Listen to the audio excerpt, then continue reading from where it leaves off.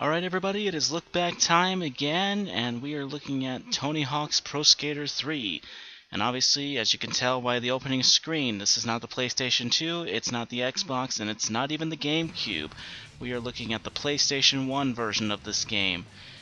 For a lot of fans, this is considered the last hurrah for the PlayStation 1, Tony Hawk's Pro Skater 3, mainly because it was one of the final games to receive a full-length commercial dedicated to it. It was one of the final games shown at E3 that year for the PlayStation 1.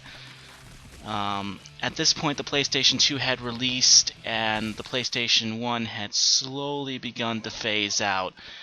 And it was sort of sad because, the PlayStation 1 at that point had become the best-selling console of all time. And it was sad to see a console like that, faded into the background the way it was. But actually, what was so interesting about the PlayStation 2's release was that it actually brought interest back to the PlayStation 1. The PlayStation 1 sales had steadily declined in its final year before the PlayStation 2's release, and the PlayStation 2's release actually brought interest back to the console, and it was actually starting to sell again. So much so that PlayStation, or Sony I should say, released a smaller version of the console titled the PS1. And it actually was so popular that it wound up outselling the PlayStation 2 for a couple of months. But on to the game. First of all, I love this intro for Tony Hawk's Pro Skater 3, mainly because of Motorhead's song Ace of Spades, which was the perfect title song for this game. In fact, Motorhead's music is so perfect for Tony Hawk's Pro Skater that I'm actually surprised that Neversoft never used more of their stuff for later games. But for time purposes, let's continue on. I really hate skipping that intro. I love that intro, which is why I included the full-length intro on my Tony Hawk's Pro Skater 3 review about 3 years ago. Now, this was developed by Shaba Games. Neversoft clearly did not have time to handle this port of the game because they were handling the PlayStation 2, Xbox, and GameCube versions. So Shaba Games, which was still a relatively new company at the time, handled this one. They had done a few things for Neversoft at that point, and Neversoft had enough trust in them to lend Tony Hawk's Pro Skater 3 to them. And a really easy way to tell how hard Shaba Games worked on this version is by looking at this menu screen. This menu screen looks awesome for the PlayStation 1. Obviously, there's a few things missing that was in the PlayStation 2 version, like there was a skater standing there and a guy behind the counter in the PlayStation 2 version. But considering that this is the PlayStation 1, this looks actually pretty cool. But enough of that, let's continue on. Let's go to career mode. We'll do new career.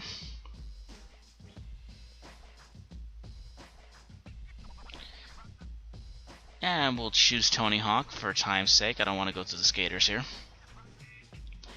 And Foundry. Now, a good way to tell how much they had to scale this game back compared to the newer versions was that in the PlayStation 2, Xbox, and GameCube versions, they show live shots of where the goals are.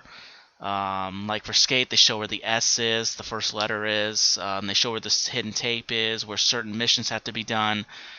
In this version, they do the plain menu screen, which is available on the later versions, but it was the live shots that was really innovative at the time and made Tony Hawk's Pro Skater 3 kind of stand out when you first looked at it. But for this one, they had to go back to the old-fashioned menu screen, but that's a small step back.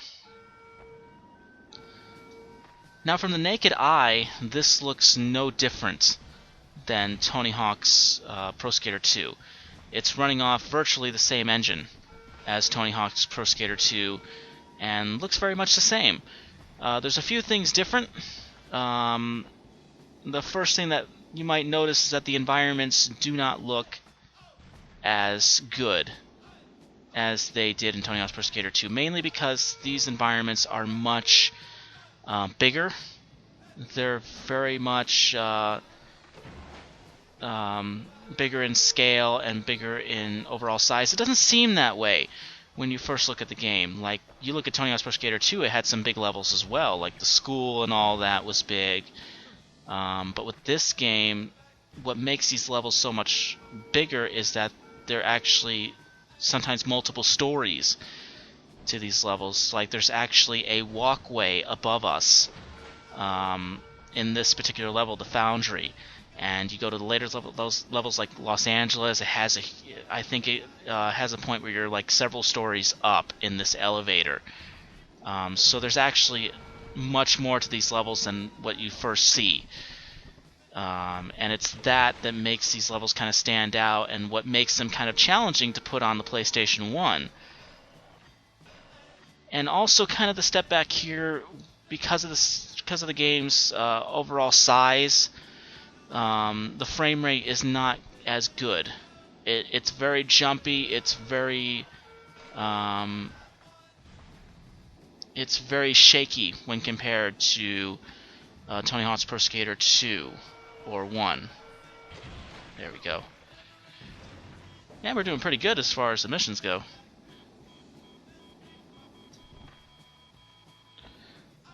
A couple tricks were kept in from the newer versions. Obviously, it couldn't include everything.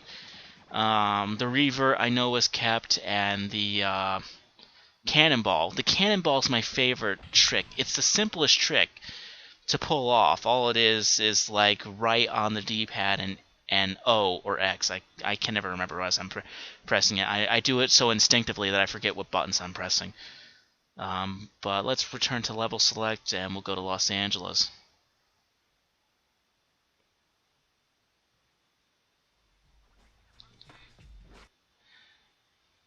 Now, Los Angeles is actually a level I really wanted to show from the beginning, mainly because I have to show one thing about the game that's really different that a lot of fans notice when playing it. In what was so popular about the PlayStation 2, Xbox, and GameCube versions were the Destructible Levels. The Destructible Levels were a big part of the new console versions, and with the PlayStation 1 version, obviously they couldn't do that. There were a lot of technical reasons why they could not do that. And I just completely bypassed the K there.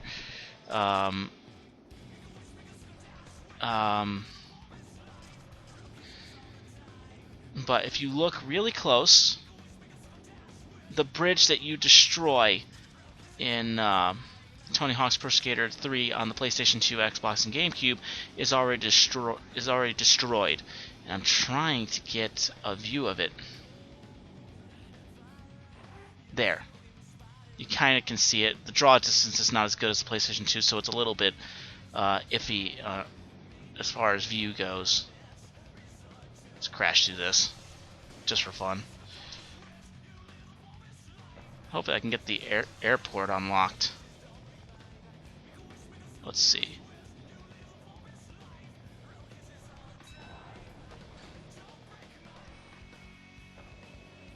Let's see if I can get the K going here.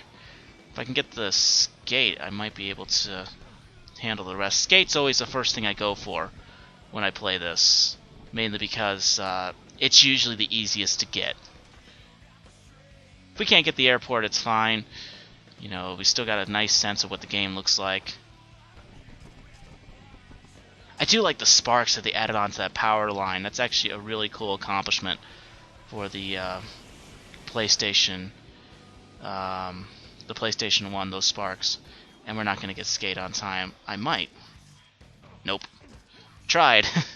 We'll have to go through one more round to try to get that. If we get skate, and I think the high-end pro scores, we might be able to unlock the airport, because I think the airport's next. I didn't really look. And we can't save because I totally forgot to put the memory card in. Okay, let's retry. One thing I have to give this particular port, the loading times are actually really, really good. You know, which is actually saying a lot, because one of the things about the PlayStation 1 that's constantly looked down upon when it comes to the console is its excruciating loading times. And Tony Hawk's Pro Skater 3, despite its size and despite, you know, its frame rate issues and everything else, it loads very, very well. Like, it went straight to the level when I hit retry. There we go. Alright, we got that. Ow, ow. Crashed there.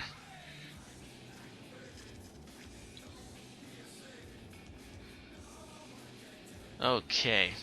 And I love this soundtrack, by the way. There are some changes to the soundtrack, mainly in the amount of songs that are in the game. And we got Skate there, pretty cool. In the PlayStation 2, Xbox, and GameCube versions, I believe there were a total of 25 or 30 songs.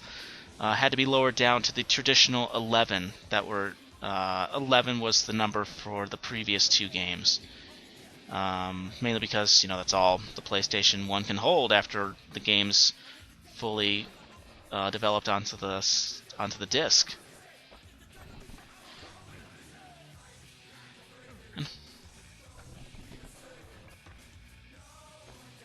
Okay.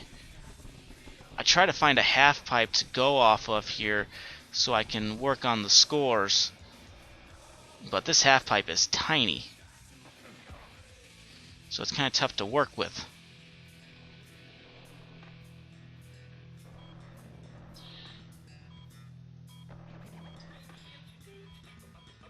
Ow. I just barely missed that. Can we get it? Nope.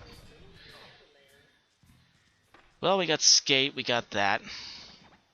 15,000 and 40,000. That's going to be tough because there's no regular half pipe in this thing. I'm trying to look at the goals here to see if there's anything I can possibly get to unlock the next level. See, we got the elevator grind. The elevator grind, I totally forget where the elevator is. Let's look.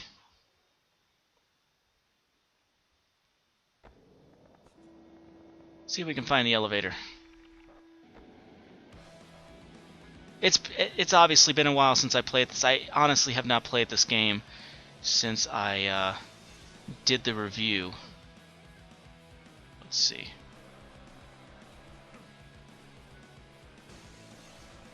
I believe that's the button for the elevator.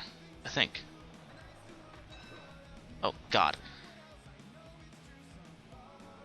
Yes. There we go.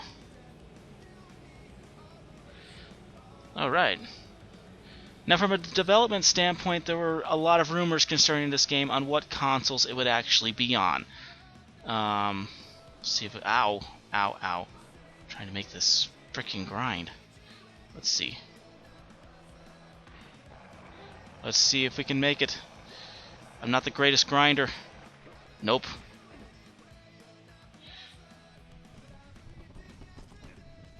Okay. Let's try another one. You know, there were rumors concerning what consoles the game would be on. For the longest time, it was rumored to be on the Dreamcast. You know, when Tony Hawk's Pro Skater 3 was being developed, the Dreamcast was still on the market. And Tony Hawk's Pro Skater 2 on the Dreamcast was phenomenal. And Neversoft seemed pretty adamant on getting that version done, and unfortunately Sega had pulled back from game console development at that point, and there was no chance on getting a Sega Dreamcast port, which was so unfortunate. Okay, Transformers. We're not going to get the Transformers on time. Okay, we'll give this one more shot to see if I can unlock the airport. One of the problems with doing these lookbacks is that I'm kind of rushed to get through these levels, more rushed than I usually am if I have time. You know, take my time in these levels and really get as much out of them as I can. There we go. One Transformer.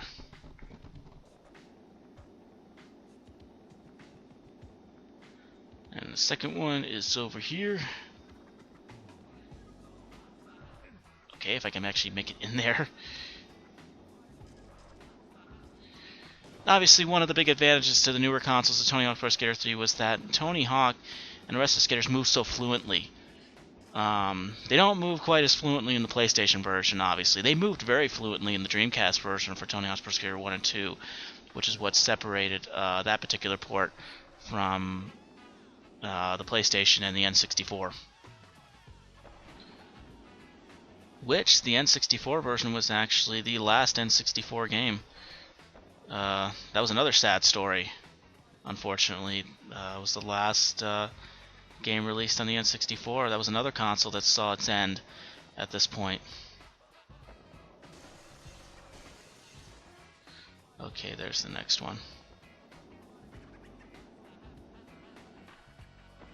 I totally missed it. How did I miss it? Oh, come on. And there's the last one. I see the last transformer there. Ah, damn it.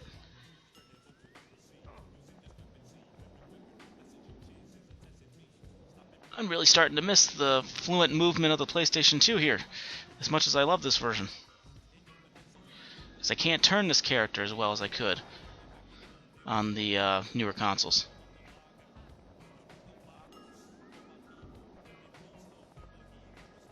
There we go. That's goal 2. Next, we'll try to get the grind. I know I said this was probably the last time, but I really want to get to the airport because that's my favorite level.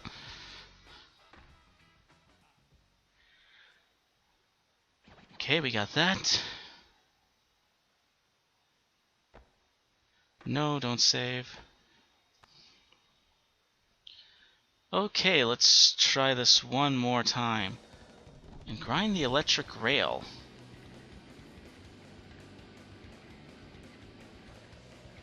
I love this song that's playing. I don't know whether you can hear it on your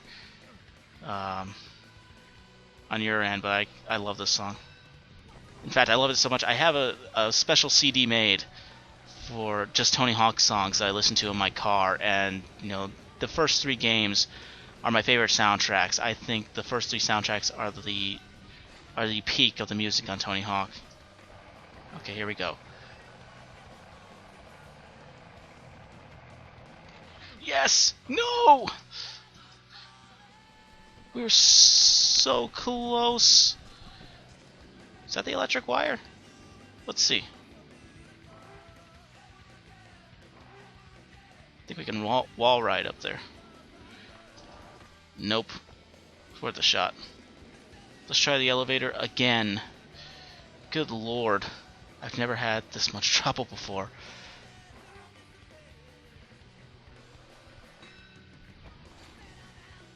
But back to the story on the Dreamcast. I know it seems like a pointless story to go on, but the Dreamcast is such a touchy subject during this point in time when the PlayStation 2 released, because the Dreamcast, there were so many games rumored for it. Max Payne was rumored for it, and that wound up being canceled. This game was rumored for it, and I believe at one point Grand Theft Auto 3, I might be wrong on that, was rumored for the console.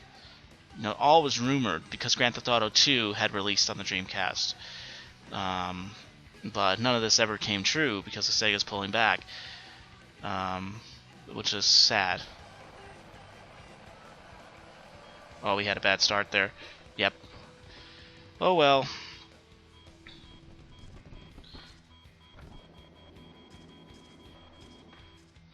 Let's go back to the Foundry, see if we can get a few more goals there. Because the Foundry has that nice half pipe that I can work with.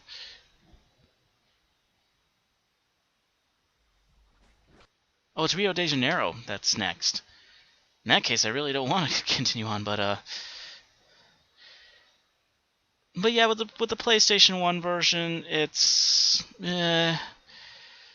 sort of a sad story too, in the same way as the N64 and everything. To kind of see this great console ignored the way it was when the PlayStation 2 released, which is common, you know, when new consoles release. But you know, you become so attached to these consoles that it's tough to see them go.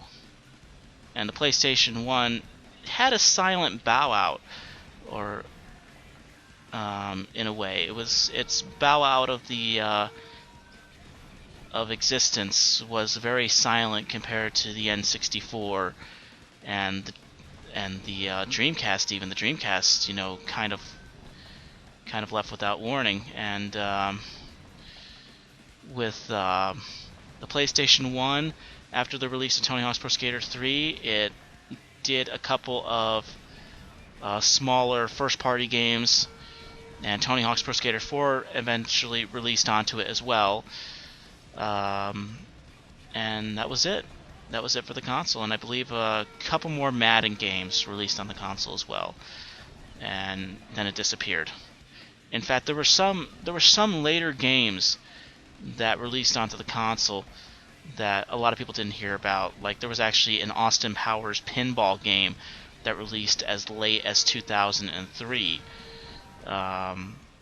which wound up failing big time because the PlayStation 1 was already rumored to be gone at that point.